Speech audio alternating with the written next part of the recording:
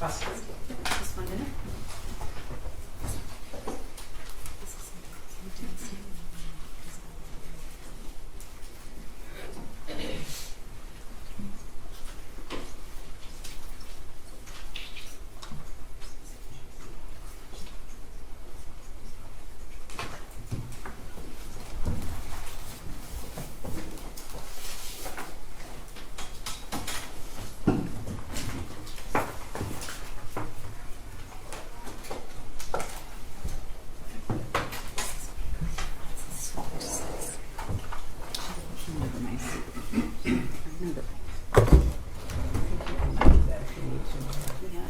Always seems like a good idea, but I just don't.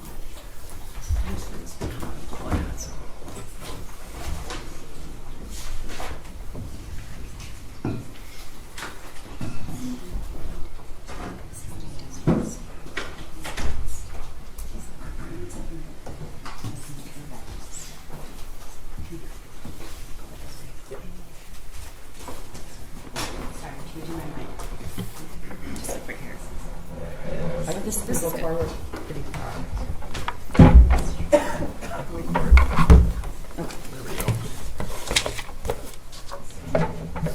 Can you help me there? When would you like it?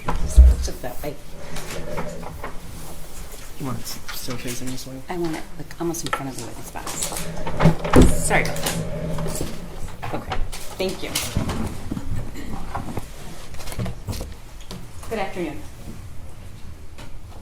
We told you in jury selection it was going to be 3 weeks, and it's now been 2 weeks, so we're a little bit ahead of schedule. This is our time for our closing argument, and I'm going to spend some time going through the evidence, and I'm going to spend some time going through the elements of the crime. I want you to know that I have been watching you diligently, taking notes and listening. So what I'm not going to do is spend a lot of time repeating everything that was said from the witness stand, because I know that you all listened, and I also want you to know that I really appreciate that, and I know the court does too. I told you during jury selection that it wasn't going to be easy, and it was not easy. Listening and watching and thinking about 4 young kids being gunned down in their school is not easy. You listen to every witness, you examine the evidence, and I suspect that many of you feel the way that we do, that it's difficult. But we owe it to the victims and their families to say what really happened. And you've listened and you've done that. In our system of justice, we have different roles to play, and each role is different. There are people who think it's the prosecutor's job to convict people. I don't think that's the prosecutor's job. I think my job and our job is to present the evidence and the facts and tell you the truth. And telling the truth sometimes means showing you things none of us want to see, some of us don't agree with, some of us don't like. But I believe that that's my job. We don't pick or choose the very best things, because I believe that you should have the truth. And I believe that it's not my job, nor is it right, to sanitize what happened in that school that day. Because if we don't tell you exactly what happened, then you don't know all the facts, and you don't know what the truth is.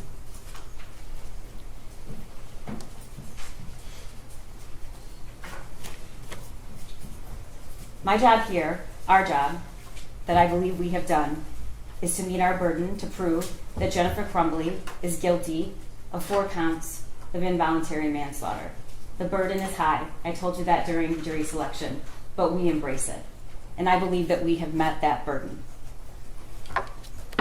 It means that you had to sit and listen to a lot of very emotional things, a lot of emotional people who sometimes aren't emotional, but were emotional for this. Because what happened on that day Every single person in that building had never experienced anything like that in their entire lives. And I hope to God they never do again. So you did see a lot of people, including law enforcement, become overwhelmed with the emotion of it all. That's not a show. That's just how that was. That's how it felt that day and every day after. So I want you to know that there was no picking and choosing the very best evidence to give you. There was no filtering things out that didn't help our case. I showed you everything. And I called witnesses to the stand to say things I knew you probably wouldn't like. But my job is to give you all the facts. But my job is also to prove beyond a reasonable doubt that Jennifer Crumbley is guilty, and I believe we've done that. The defense also has an important job, to advocate and argue for their client, and they decide how they want to do that. And of course, the judge plays an important role. Her job is to call balls and strikes when two sides disagree to make a ruling, and then to tell you what the law is. And she's going to do that as soon as we conclude here. And then there's your job. Your job is to decide what the truth is, what really happened, what are the facts, and then take those facts and find the truth and apply the law. The judge is going to give you instructions about the law, but I want you to go over what you now know, and I want you to think about it. And we're going to go over some of the evidence. But I also want to remind you that you're allowed to use your own observations and your own insight. And if there's something that you notice from the witness stand that I didn't say, you should rely on that. We can't possibly tell you every single little thing. And sometimes, ladies and gentlemen, the most important things are the things that don't get said. The most important things are the way the victim or the witness spoke, the way they answered a question. And I encourage you to rely on your own perceptions of that. I want to start out by talking to you about the elements of the crime. Involuntary manslaughter, she is charged with. This case is based on two theories. You're going to have all this in their jury room, but hopefully I'm going to explain it so well you will have no questions. These are dependent on two specific theories. One is the gross negligence in the performance of a lawful act, and that gross negligence caused death, and in doing so, the act that caused death, defendant acted in a grossly negligent manner. The second is the gross negligence in failing to perform a legal duty. One, I have to prove that she had a legal duty to the victims. Two, she knew of the facts that gave rise to the duty. Three, she willfully neglected or refused to perform that duty, and her failure to perform it was grossly negligent to human life. And then four, the death of the victims was directly caused by defendant's failure to perform this duty. Causation. The judge is going to instruct you, maybe more than once, and I'm going to say it, that there may be more than one cause of death. And it's not enough that the defendant's acts made it possible for the death to occur. In order to find the deaths of Madison Baldwin, Tate Muir, Hannah St. Juliana, and Justin Schilling were caused by the defendant, you must find beyond a reasonable doubt that the deaths were the natural or necessary result of the defendant's actions. You heard the evidence that the defendant's son shot Madison Baldwin, Tate Muir, Hannah, and Justin. And as previously noted, there may be more than one cause of death. And defendant's acts or inactions need not be the sole cause of the harm. In order to find that the death of Madison, Tate, Hannah, and Justin was caused by the defendant, you must also find beyond a reasonable doubt that her son's act of shooting these four individuals was reasonably foreseeable. Now you look at that, all of that I have to prove. And it seems a lot. It seems like it's going to take a pretty strong case to prove that. It's going to take some pretty egregious facts. Some unique, egregious, incomprehensible facts. And that's what we have here. Gross negligence means more than just careless. It means willful disregard the results to others that might follow from an act or failure to act. In order to find that the defendant was grossly negligent, you have to find the following three things. One, that she knew of the danger to another. She knew there was a situation that required her to take ordinary care to avoid injuring others. And second, that she could have avoided injuring another by using ordinary care. Third, that she failed to use ordinary care to prevent injury, and to a reasonable person, it would have been apparent that the result was likely to be serious injury. I told you I have two theories. We're prosecuting and charging based on two theories. They're both based on a legal duty. What's a legal duty? In Michigan, a parent has a legal duty to exercise reasonable care to control their minor child, to prevent that child from intentionally harming others, or prevent that child from conducting themselves in a way that creates an unreasonable risk of bodily harm to others. We talked about there's two alternate theories. Both of those theories, if proven, are sufficient to establish the crime of involuntary manslaughter. It's not necessary that you all agree on which theory has been proven, and as long as you all agree that we've proved at least one of those theories beyond a reasonable doubt, you can find her guilty. I want to take you through the testimony. I'm not going to get into every single detail of each of these witnesses' testimony, because I know that you were listening and you were writing. You heard from Molly Darnell. Molly was a teacher in the school that day. She was in room 224. And she saw the firearm when it was raised, shoulder height, pointed directly at her. And what she noticed was there was no orange tip. You also heard her say that she locked eyes with Jennifer Crumbley's son as he was taking that stance. You heard her testify that she jumped to the right, thank God, just in time, because the shot in her shoulder that she sustained was only inches from her heart. The next witness you heard from was Christy Gibson Marshall, who's an assistant principal at Oxford High School. I don't think there's one of us that would disagree that Christy Gibson Marshall did the most dangerous thing she could do. And she did not follow the protocol. It's probably one of the most courageous things I've ever seen. She walked to the shooter. She saw a student on the floor. And then, when she finally came face to face with the person who had shot this student, she didn't move. She just stared at him. And he didn't shoot her. She testified that she knew him. She was his principal in middle school. And she just couldn't believe that he would do something like that, because she knew him when he was in middle school. You saw the video of that day and what happened. And he just kept going. And even after he left and she had no idea where he was going, she didn't go hide anywhere. She didn't keep herself safe. She bent down to render aid and assistance to that student.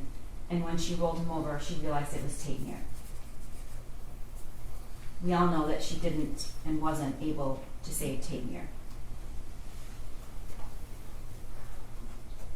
We heard from Cammie Batt, who sold the Caltech and the Derringer to James in June of 2021. She also sold the 9mm Sig Sauer to James, with the shooter present on November 26th, the day after Thanksgiving. She testified that James came in and pointed right at the Sig and said he's had his eye on it. She walked us through the process of purchasing a firearm. She talked about the trigger lock statement provided to James upon purchase. and the cable lock provided with November 2021 on that gun purchase. Next, we heard from Special Agent Brett Brandon, who's sitting right here. You heard that when he was informed about the Oxford shooting, he left so quickly that when his partner came back, his chair was still spinning. And he raced and drove up there as fast as he possibly could because it was very much his own community.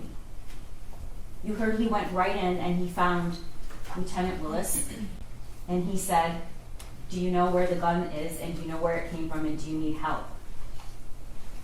And so he was responsible for finding out where that gun came from, which he did.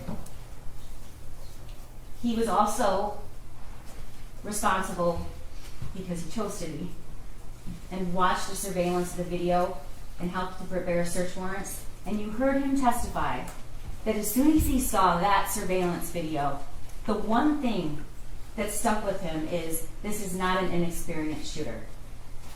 This is a shooter that knows that is proficient with a firearm. Knows what he's doing. Taking shots, a lot of people wouldn't. And what he did was start going to gun ranges and ask people to say, because what he was thinking was, who taught that kid to shoot? He must have been to a range, and he was right. And that's how the investigation led to where Jennifer Crumbley's son learned how to handle a firearm that eventually resulted in killing 4 students in Oxford High School. Can you go back to that? Special Agent Brandon also testified that and showed the purchase, and we showed you each one of those guns. He testified that there is a distinction between a Derringer, a Caltech, and then the 9mm. And what we really heard from him was that 9mm is a much more dangerous gun. It causes more damage to whatever it hits. The bullets are a larger caliber, and it's a very dangerous weapon. He showed you what comes with every gun purchase, which is the ATF pamphlet. He read to you about the warnings. There's a reason they put it in every single gun purchase. And its sole purpose is to protect kids from gun violence deaths. He talked to you about what a trigger lock is and the trigger lock statement. He showed you the Instagram post that's unforgettable. We don't have to really argue about whose gun that was. Jennifer Crumbley told us whose gun that was. She told us when she posted on social media it was his Christmas present, and she told you in this trial. That weapon is not just that weapon. It is the defendant's son's gun. It was gifted to him. And not only was it gifted to him, she bragged about it on social media before the shooting. Special Agent Brandon also introduced all of the surveillance and the videos of the shooting range. And you got to see with your very own eyes the training and the preparation that the shooter ultimately used to kill 4 of his classmates. We all saw that. We actually saw the last day he was practicing to kill 4 of his classmates. And there was only one person with him, ladies and gentlemen, and her name is Jennifer Crumbley. And I want you to remember that video. And I want you to remember the look on his face when that target comes back in and he looks at it and he's smiling. Special Agent Brandon also introduced the worksheet. You've seen the worksheet a lot. I bet you that worksheet's burned in your memory, and I wouldn't even have to show it to you. But what Special Agent Brandon testified to and showed you is that wasn't just a picture of any gun. It was a picture of his gun, which was the murder weapon. and he showed you the details, and we're going to talk about that later. And next we heard from Ed Wagowski. We now just call him Ed because he works for the Secret Service. And he testified for an entire day, and he had a lot of information. But he also really couldn't help himself from becoming emotional. And I know that you're going to remember this, but what an extraordinary thing. It's just not seen very often. He sat right there, and he took you through every single action of the shooter and every single death from his memory. And he told you that he could do that because it's burned in his brain. These are seasoned law enforcement. This isn't an act. They hate showing emotion. He probably will never forgive me. Lieutenant Willis tells me all the time how much he really hates me for that. I would object. It's my opening. It's my closing. You're not What a splitting it witness through. tells her all the time. That's not evidence. Okay. I'll move on. Okay. Nobody likes doing that. Nobody likes doing that. But it tells you something about what it was like that day. And despite what anybody will tell you, it is about the shooting. There are 4 counts of involuntary manslaughter. It's very much about the shooting. Because the shooter learned how to shoot and was given the murder weapon by his parents. And this parent is sitting here today on trial. Okay. You'll be able to review the evidence. It was a lot. But he talked to you about what cell phone extractions are. And because of the cell phone extractions, we have a mountain of evidence that you saw. And yes, it's a lot of data. But you know what else it is? It's telling you exactly where the defendant was, who she was talking to, what she did, what she didn't do. And you can't hide from that. She tried. There's a lot of deleted messages, which are not coincidental.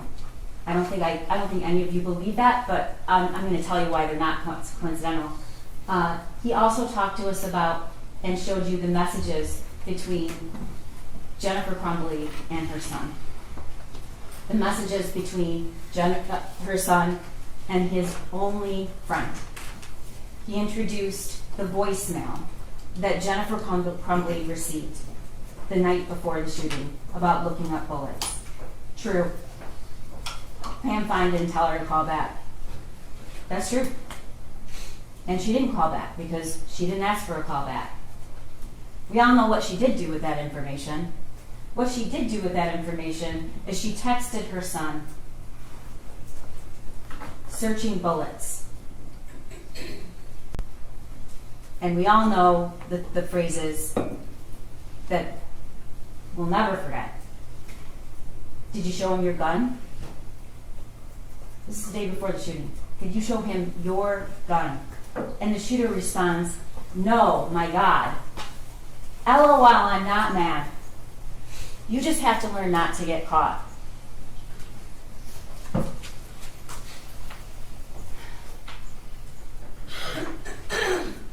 Kira Pennant testified that she knew Jennifer Crumbley. She testified about the amount of time that Jennifer Crumbley and James Crumbley spent at the barn. She testified about all the money they spent at the barn. Why is this important, ladies and gentlemen?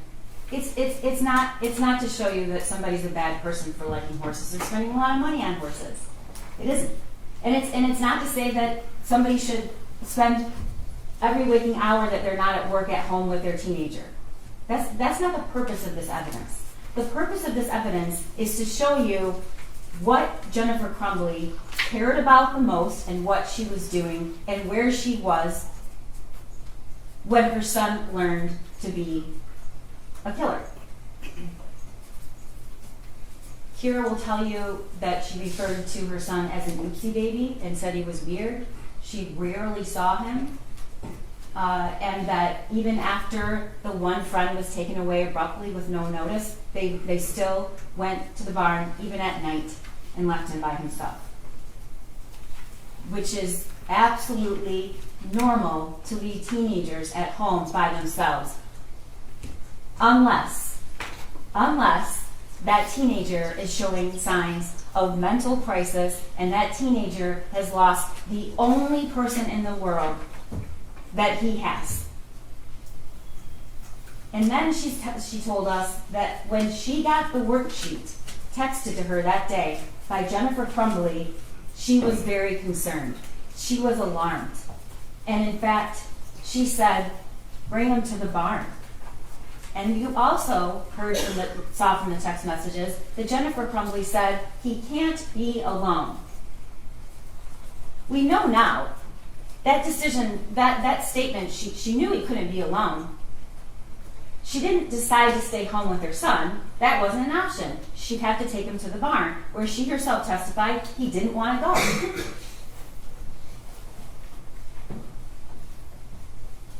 You heard from two people who were at that meeting that day, Sean Hopkins and Nick Ejab. I'm going to tell you right now that this is not an argument as that the school did everything they should have done. I'm not going to say that to you. I'm not going to tell you that I like everything they testified to. I'm not going to tell you that I think it was okay they didn't look in the backpack. I don't think it was. But this is about Jennifer Crumbley's actions. And any attempt to make it about what these two individuals did or didn't do, like it or not, who did not have any of the information that was so jarring, it's about what she knew and what she didn't say. Sean Hopkins testified that he was concerned enough that he called Jennifer Crumbley. And her first response is, can you call his dad? Eventually, he emails her both copies of the worksheet, the original worksheet and the worksheet that was scribbled on. And she eventually comes to the school. But before she comes to the school, she texts her husband, emergency. Emergency. Along with, I'm very concerned. And James texts back, WTF. They're concerned. For the first time she testified ever, they're called to the school in the middle of the day, and they have that worksheet. Sean Hopkins is going to tell you that calling parents in the middle of the day and asking them to get a kid help is a pretty drastic action. And that he did in fact do that, and he gave them the list of places to call. He testified that when they entered the room, Jennifer Crumbley didn't greet her son. Jennifer Crumbley didn't hug her son. Jennifer Crumbley didn't engage with her son at all in the entire 11 minutes she was there. And we know she wasn't going to be in that school very long because she'd already told her boss she'll be back by 12 or 12:30. Doesn't leave a lot of time for the meeting at the school. It's a 20-minute drive. Sean Hopkins will tell you that what he felt mostly in that room for the shooter was compassion. He didn't want him to be alone, and he felt really bad. And he also knew mom and dad decided, no, we can't take it. We have to go to work. They said that in front of their kid. He knows very well what they do. He knows his dad works for DoorDash. He knows his mom and her ability to work flexible hours. She worked at home. But they left. She did not hug him goodbye. She did not greet, touch, or even acknowledge him. And we know now from her testimony, we know why. She was mad. She was mad at him. She did not think that he should have done that, and she thought this was a discipline thing, and she was very angry. We heard from Nick Ejek. He's the dean of students. He also testified and corroborated what Sean Hopkins told you, which is that the meeting was called, they were concerned about a mental health issue. They told mom and dad he needs services. Here's a list of the services. And they Jennifer Crumbley seemed irritated by it. In fact, when she walks into the room, she doesn't sit next to her son. She goes back here and stands. And that meeting ended with her saying, "Are we done here?" They're consistent about that. Nick Ejek testified he didn't think there was any risk. I don't like what he said, and I knew he was going to say it. But it's not my job to put witnesses up here and only say things that I want them to say that helps my case. It's my job to present evidence that's the truth, because you have to know the truth.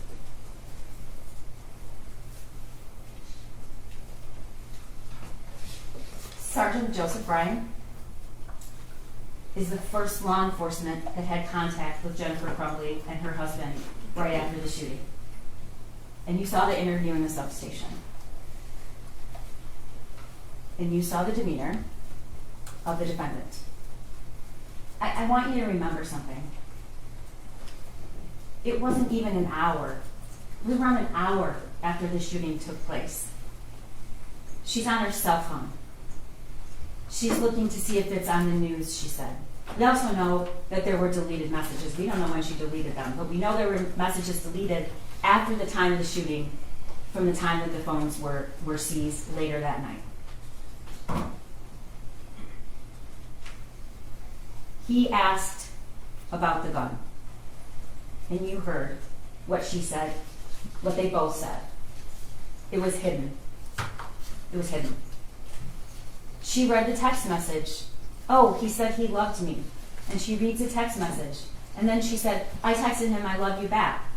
It was 49 minutes later that she texted, "I love you back." And it was after she already knew that he was the shooter. She doesn't say what the text after that is. She leaves that out. The text after that is, "Ethan, don't do it." She doesn't say, "Well, we were at the school, but he was also caught searching bullets that night, the night before."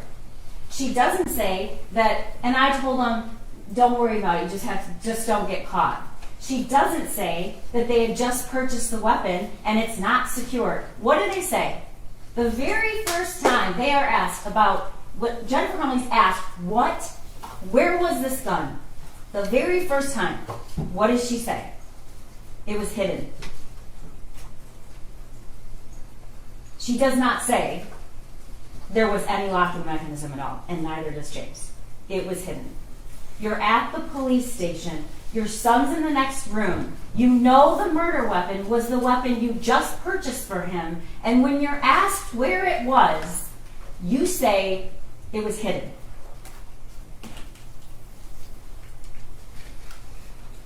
We also heard from Andy Smith, who was Jennifer's boss. He testified she could have absolutely gone home. She works from home, and there's flexibility, that they have kids that come to work, that the meeting that she wanted to get to was not in any way mandatory, and he testified about some very bizarre communications. He testified that as soon as she left, he got a text saying, "My son, the bullets are gone, the gun is gone, he must be the shooter." Oh my God. Those were deleted by Jennifer Crumbley. We don't know why. I think there's a lot of circumstantial evidence to suggest why, which is those are statements you don't want on your phone.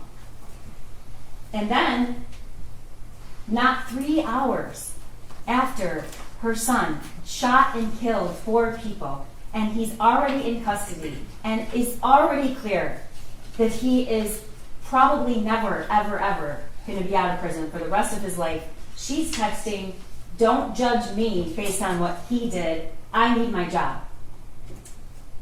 Her explanation for that, she was in planning mode.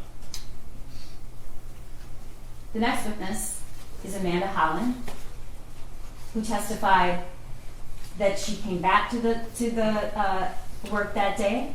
She had the worksheet. Andy Smith also said she before the shooting occurred, she was down, she was sad. I feel like a failure as a parent. I feel like a failure as a parent. This is before the shooting. And she also tells Amanda about this, and she tells Amanda he can't be alone. So I'm just going to take him to the barn tonight. We can get to it a little bit later.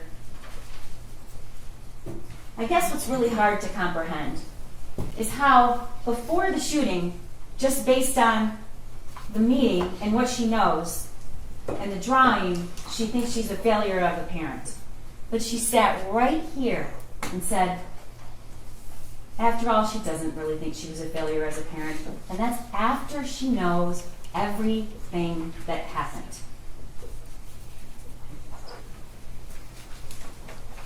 Detective Adam Stoyak executed the search warrant at the defendant's home. I want to make it really clear. Jennifer Crumbley is not being charged with involuntary manslaughter because she has a dirty house. That's absurd. And you can see pictures so we can prove that she didn't have her house clean. I don't care if her house is clean or not, and I don't think you do either.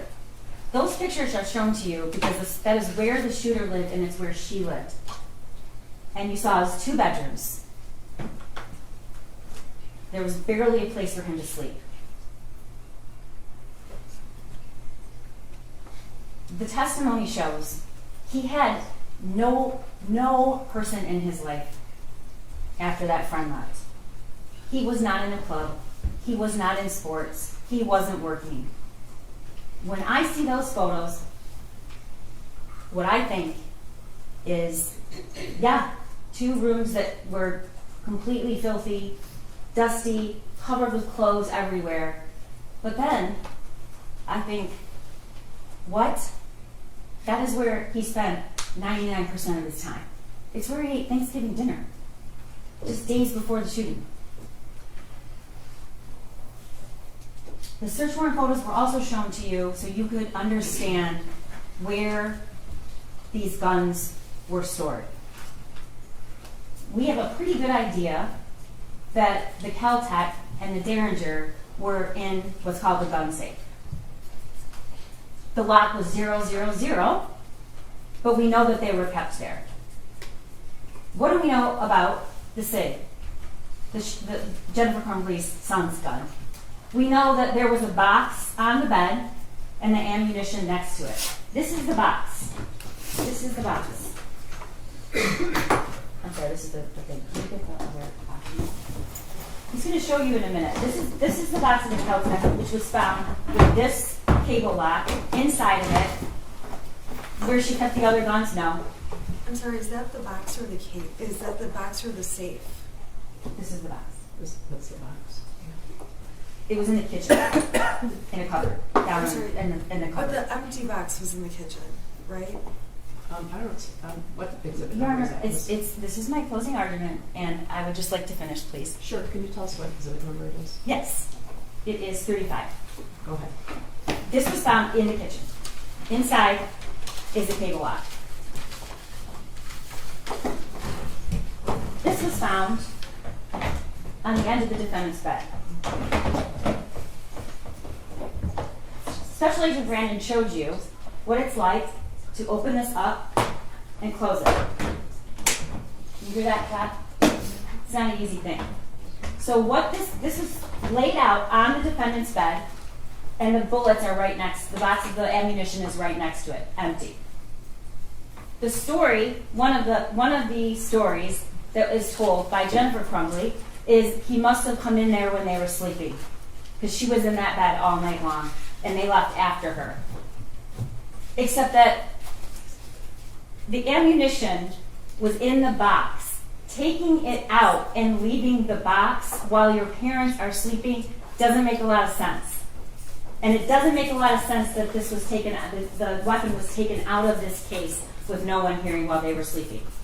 And you are allowed to use your own common sense.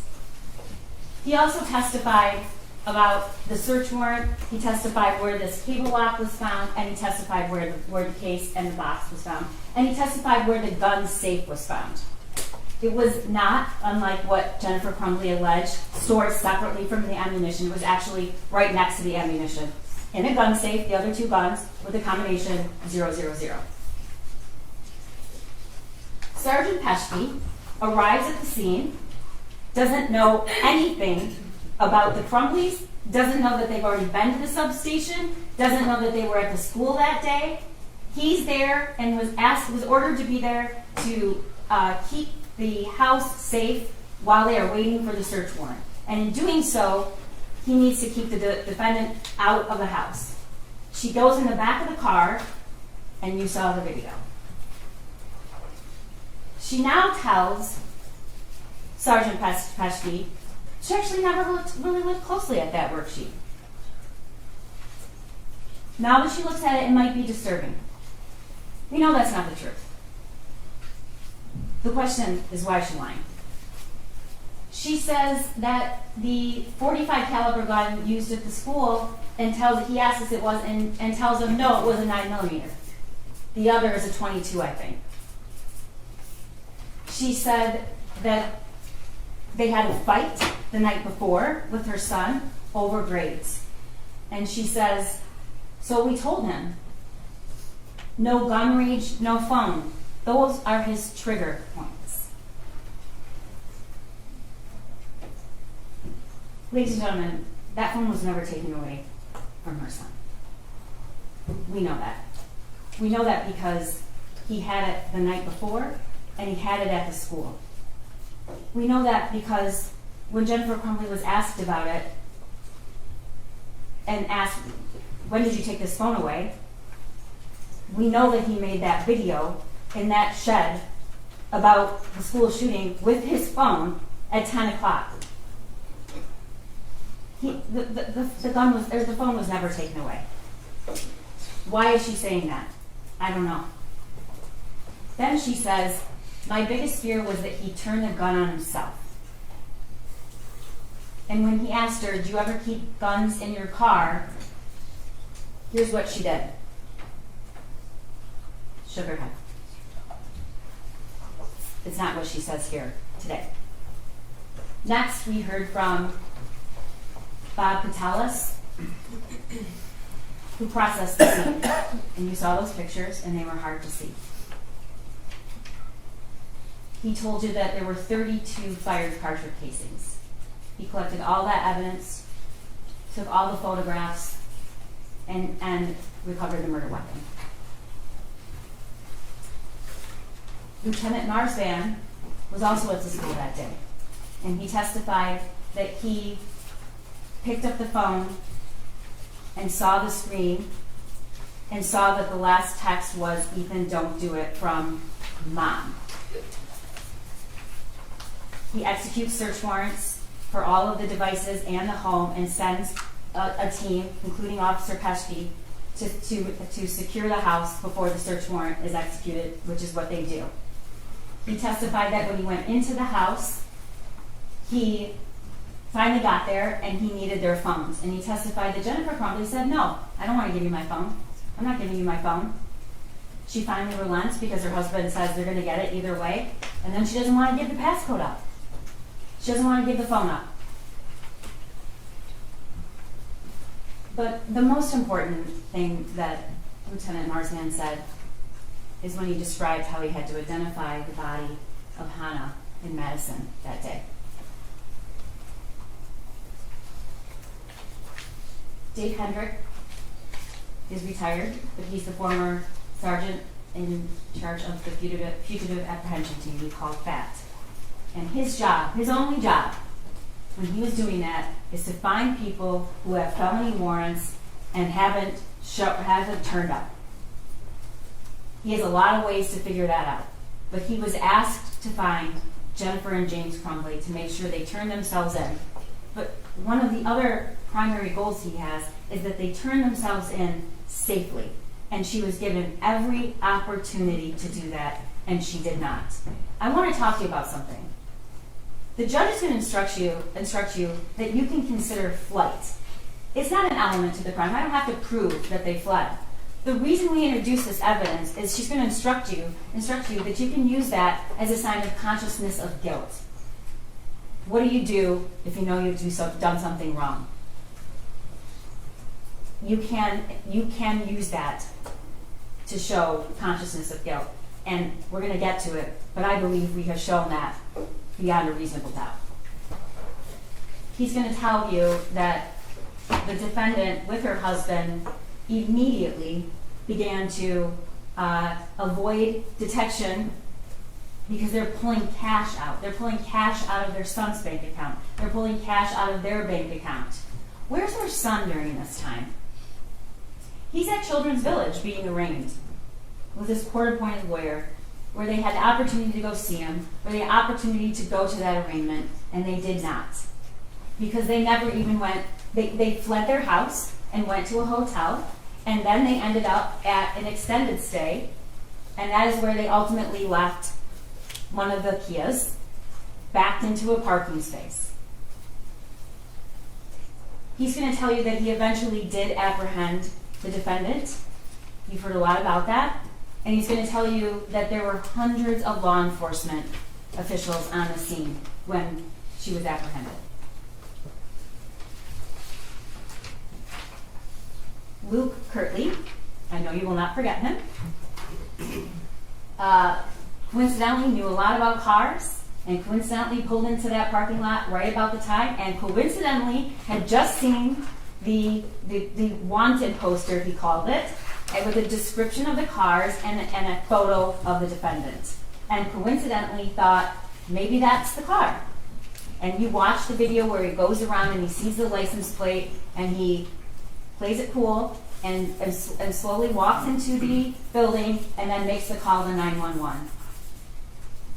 He describes to you how within minutes police officers arrived, and then swarms of law enforcement arrived. SWAT, the marshals, ATF, the sheriff's department, Detroit PD, all sorts of law enforcement show up immediately. He also testified that the unit where Jennifer Crumbley was actually found was very close to his, and it faced the parking lot, and the whole wall was windows, and it was on the first floor. And he's going to tell you that the whole parking lot was lit up with law enforcement, lights, sirens, all kinds of things. Next, we heard from Corporal David Shaw, and he testified that once he got there, they took a 35-pound ram to breach the door, which was right outside the unit where the defendant was found.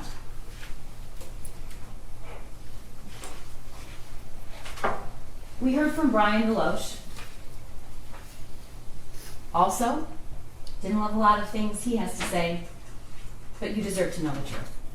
And the truth is, like it or not, this is who Jennifer Crumbley spent her time with, and she told him that morning, the gun's in my car, and I'm afraid my son's going to do something stupid. Before the shooting, the same day. You've also learned that although their Facebook thread in general was always deleted, after the shooting, it remained, except she deleted, not unsent. Rely on your own memory about what that testimony was. Those were not unsent messages, they were deleted, and you heard Ed Rogrowski tell you that.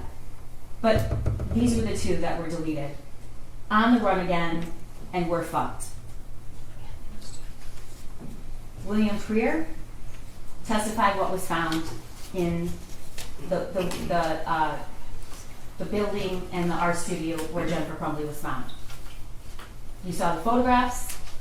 You learned that there was a little over $6,000 in cash. You learned where the phones were found, and the cash, and the purse, in the plastic tub, in another plastic tub with a lid on it, feet away from where the mattress was, and there are other things where you learned all those phones were off. He also testified what else was found. Booze, orange juice, ice, and avocado, bananas, socks, blankets, and that is the room where Jennifer Crumbley was ultimately apprehended. You heard from Lieutenant Willis, who was the officer in charge. He told you what it was like in the school that day. He described the autopsy protocols that were done and how each of those kids died and where they were shot.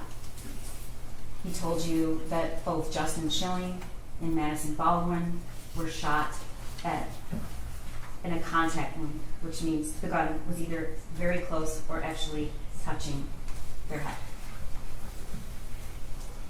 He showed you the video of the shooting. And again, this is not to incite emotion. The video of the shooting shows Jennifer Crumbley's son taking a stance he clearly knew how to take and was trained to take. And you watched his demeanor and the calculated, cold way he proceeded through those hallways looking for people to shoot. You saw the surveillance of how he ultimately surrendered. Walked out after executing Justin Schilling, laid the gun on a wastepaper basket, made it safe, took the magazine out, and surrendered. He showed you and introduced the bank records that show you what they were doing after charges were either very soon coming and after they were announced. And he showed you an in-car video of Jennifer Crumbley and her husband, who just a few hours after the shooting embraced, kissed, whatever happens, I love you, don't say anything to the police.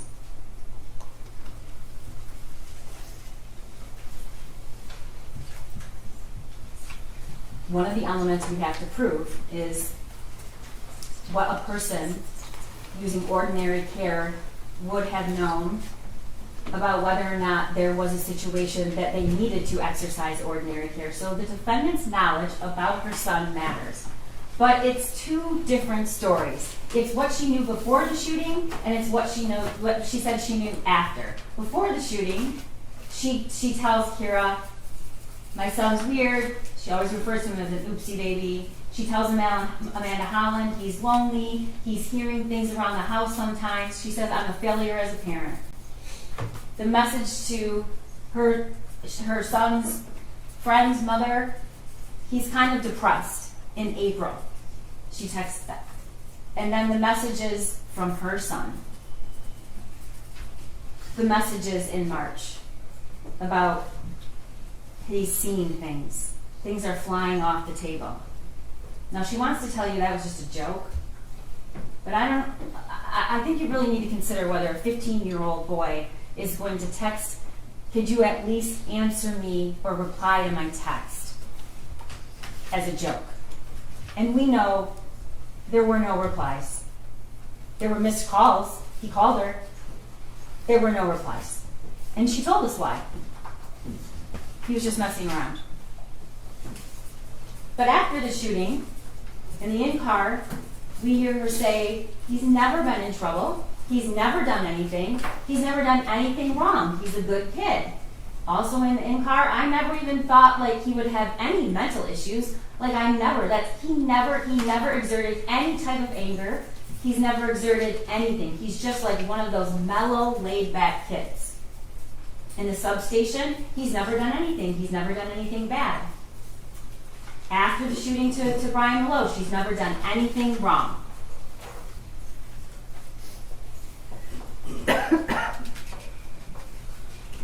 Jennifer Crumbley said a lot of things about that drawing in that meeting at the school. She sent the drawing to James and Kira and Andrew, as I said before, with the call now, emergency. She told Kira he couldn't be left alone. She tells Andy she needs to get him counseling, and she tells Amanda that the drawing was really scary. She agrees. After, this is what she says in the substation. Nobody didn't seem worried about it, and he said that my son's more than welcome to stay at the school, or he could go home. And I really wish we had taken him home. In the in-car, she said, I didn't even look at that closely. Now that I do, when I was at the substation, I looked at it closely, which we know is not true. I looked at them closely, and they're a little disturbing. Well, they're very disturbing, because look what he just fucking did. And then to Meloche, she says, the school was very nonchalant, but the paper they showed me had all of the things scratched out. That's just not true. It's just not true. And you don't have to believe me, because we have evidence it's not true, and you heard it.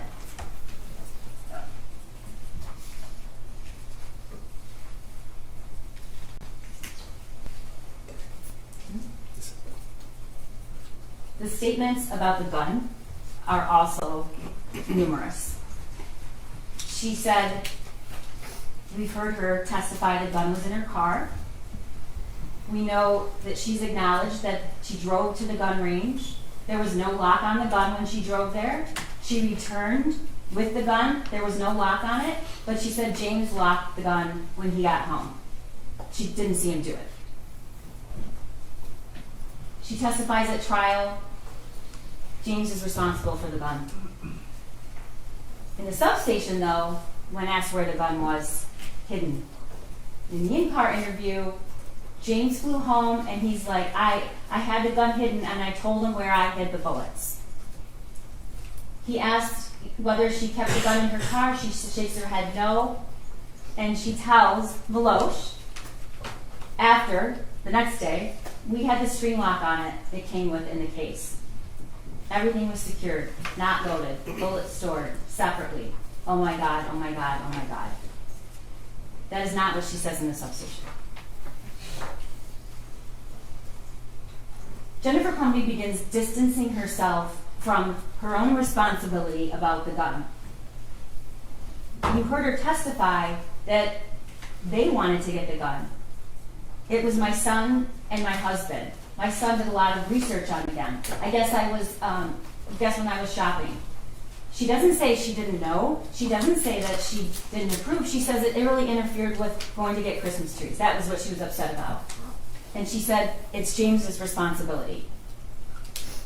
However, as I've shown over and over, at the substation and in the car, it's we. It's we take him to the range. It's our hobby. We go to the gun range. That's what we do. We just got him this gun. Sitting here today, it's all James' fault. It's not hers. And then, of course, the statement that we don't really have to question whose weapon it was. Jennifer Crumbley posts, Ethan and James Crumbley both got handguns this week, testing them out at the range. That's in June. The evidence really shows that the shooter owned 2 guns. But for sure, she acknowledges Mom and Sunday testing out his new Christmas present.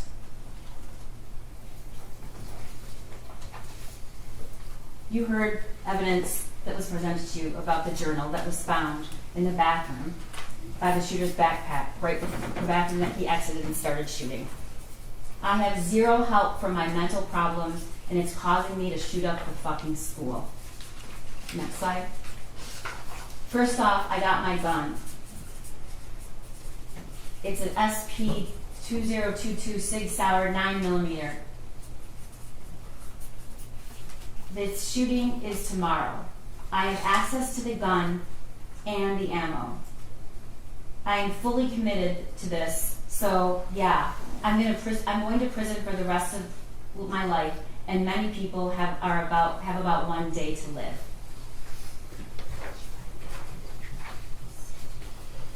One of the things I want you to ask yourself when you go back in that room is why, after hearing that there's an active shooter situation and knowing that your son is involved, you are taking the time to delete text messages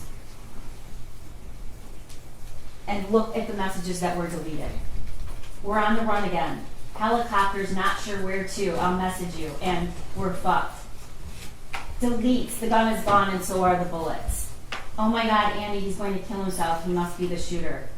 Ethan did it. Those were deleted from her phone. She deletes all of the things she says about the drawing to Kira, including making sure that she still was going to get her lesson that night. This is the timeline from when in March, which you've heard a lot of testimonies starting in about March, was where we first have evidence that he was struggling, he was hallucinating, he was seeing things, and he wanted her to text back and she didn't. We know that he had some incident, and he said that the mental breakdown in April. You saw text messages between James and Jennifer saying, did he say anything about last night? He woke up in our bed, he didn't know where he was.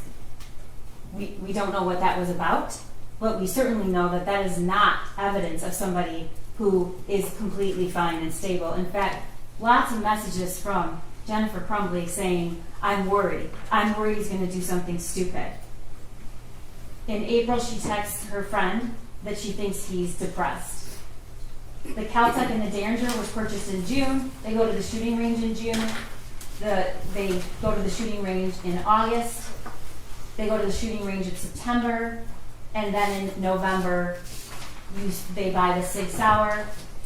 And we see the shooting range that Jennifer Crumbley went to with her son, testing out his new Christmas present. Here's what we learned Jennifer Crumbley did after the shooting. As soon as they took her phone, they bought burner phones in the pier at 8 o'clock the night of the shooting. They checked into a Holiday Inn Express that night in the pier. They then left and went to an extended stay in Auburn Hills, which Lieutenant Willis testified was almost across the street from the police department. Upon learning that charges were possibly coming, and the same day charges were announced, they leave that hotel and drive to Detroit. They withdrew $2,000 from a Flagstar bank on December 2nd. They drive to Owasso, an hour away, she says, because we just didn't want anyone to recognize us, to buy replacement phones. She texts that she's on the run again. Helicopters are not sure where, I'll message you to. At 7:31 a.m. on December 2nd. She texts on December 2nd, we're fucked, at 2 o'clock. On December 3rd, at 4:59 a.m., she texts, I'd rather die than go to jail. Then she withdraws $4,000 from another Flagstar on December 3rd. She checks out of the extended stay on the 3rd and drives down and arrives at Bellevue at 10:58 on December 3rd. You heard what happened. You heard her testimony. The facts do not support the story that Jennifer Crumbley told you. They just don't. There is no possible way, and Luke told you that, and so did Corporal Shaw, that you could be in that building with that many law enforcement and not know that somebody was there. And we don't even have to use that testimony, ladies and gentlemen, because she texted herself, I think we're caught, we're laying low. She texts that, we find out, and this is evidence we got this morning. She texts that after she's already said she took 4 Xanax and went to sleep. Now you saw that video. You saw that video. All those people, for over 2 hours, they're sleeping, and even when they come into the room, they still don't even act like they get up. It's just not true. And we know it's not true because they'd already taken steps. She had hidden the phones, powered them down, separate from all the other things they had, with the cash.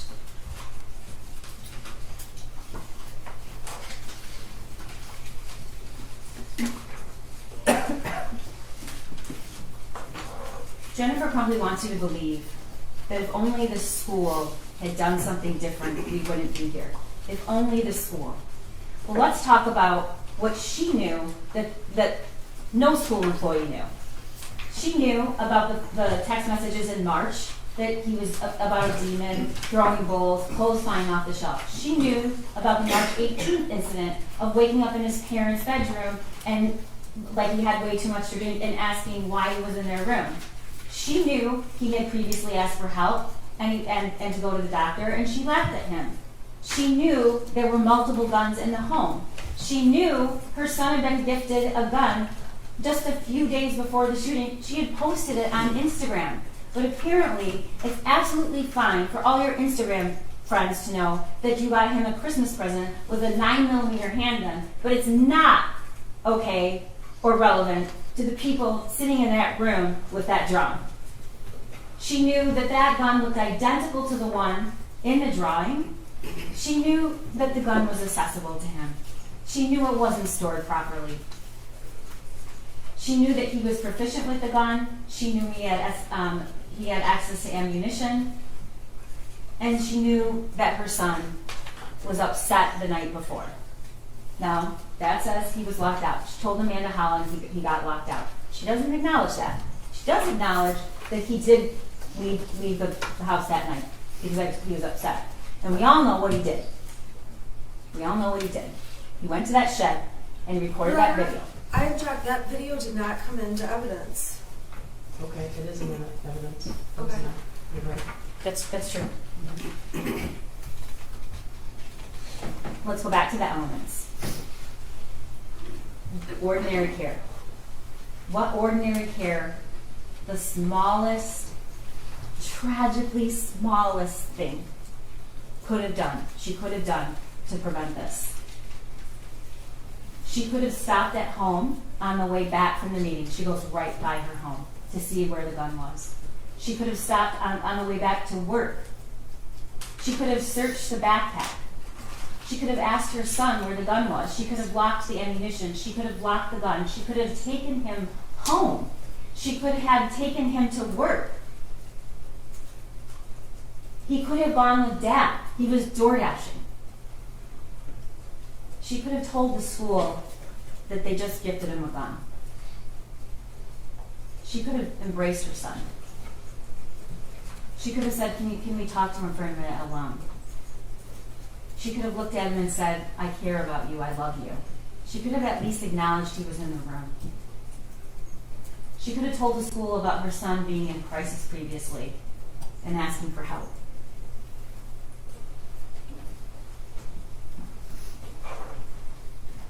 Ordinary care would have included all of those things. And the tragic part about it is none of it was hard. None of it. The smallest thing, just the smallest thing, could have saved Hannah and Tate and Justin and Madison. The smallest of things. I have to prove that there's reasonable foreseeability. And that worksheet right there that Jennifer Crumbley saw just hours before the shooting is reasonable foreseeability. And we're going to show you in the next slide. That's the picture of the gun. It's not just any gun, ladies and gentlemen. It's the gun that they just gave him. Blood everywhere. That's what he wrote with ammunition. I didn't show you the picture with the blood because I don't think you need to see it again. But we know what happened in that school and in that hallway. Here's a picture with 2 bullet holes and blood coming out of the figure's head. And look at that. That is where those shots went. Those are from the shooter's gun. The thoughts won't stop. Help me. These are all of the things that were texted to Jennifer Crumbley. This was in March. But he's writing it on a piece of paper and he's showing it to her. That is foreseeability. He's telling in that drawing This is the gun that was purchased for me. Help me. Blood everywhere.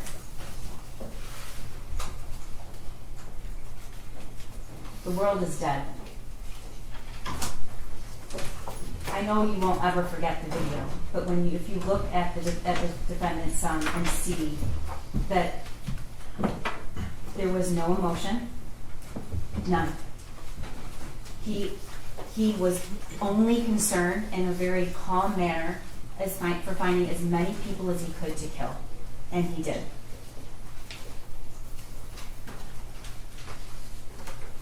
My life is useless.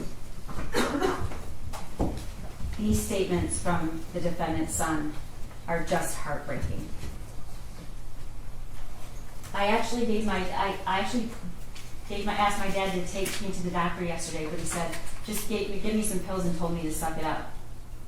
Like, it's at the point that I'm asking to go to the doctor. My mom laughed when I told her, but I am having bad insomnia right now.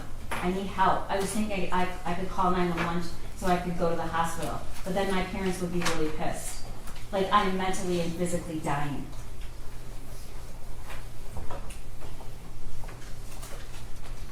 Let's talk about the cable lock.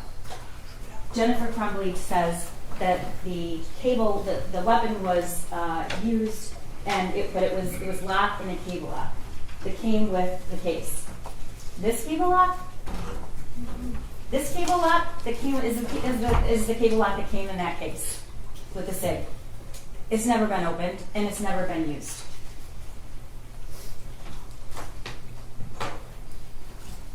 This is the last picture that we have of that gun until we see it murder 4 kids on November 30th.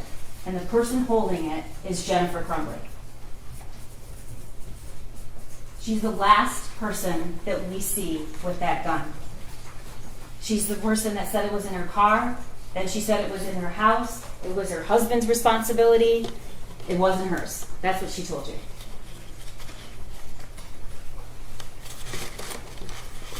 She knew he was distraught the night before.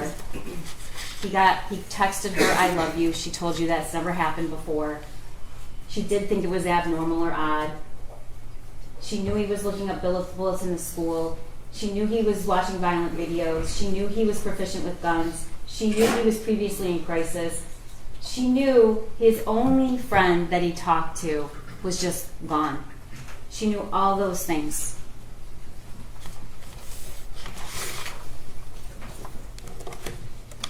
And then her own statements, ladies and gentlemen, when she took the stand. She testified that when she's looking back, she still wouldn't do one thing different. Not one. Not any of those tragically small things. Even now, she told you she wouldn't do anything different. And then she also told you that we took his gun away. You heard her say it. And then she said she doesn't think of herself a victim, but she has lost everything.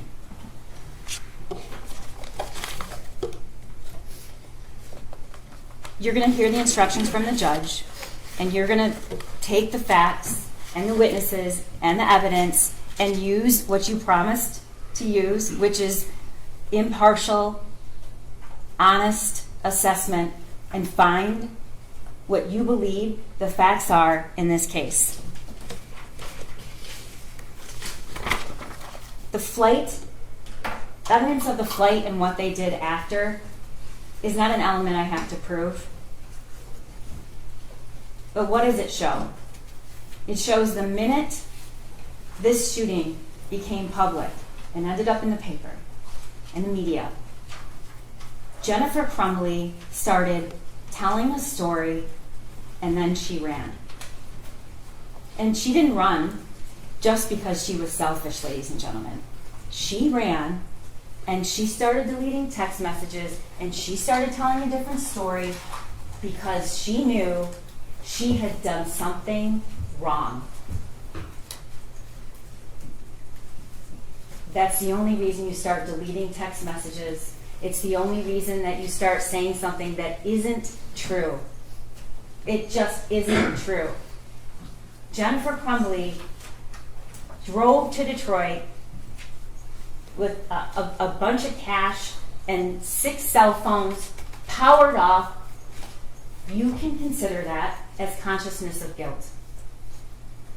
Everything she did from the time she found out that there was an active shooter and had a 10-minute call with her husband. They both say they went right, he called 911 right away. He did not. He talked to his wife for 10 minutes, over 10 minutes on the phone before he called 911. But the facts changed because it was an immediate attempt to misrepresent what actually happened. Why is a mother whose son just killed 4 people thinking about deleting her text messages? Why is she saying things that are not true about her son? Why does she care about her job? Why does she care about her horse lesson? Why does she care about any of these things? Because she knew she did something wrong. And she's deleting all of those things because she wants you to believe that she's somebody she's not. And you know what she's not? She is not somebody that used ordinary care to prevent what was foreseeable, reasonably foreseeable, that could have happened. Injury or death. And it did. It did. Those words on that paper helped me. She walked out of that school within 11 minutes, didn't so much even address her son. She did not give him the help that he wanted. And you can argue about the months before and the weeks before, but if you just even look at what happened that day, she walked out of that school and she knew something bad might happen. What does she do when she gets back to work? She all of a sudden texts her son, "Are you okay? You can talk to us." These are the actions of somebody who was worried. She was worried and she was concerned and she was panicked until after. And then it's a different story. Why? Because she knew she had done something wrong.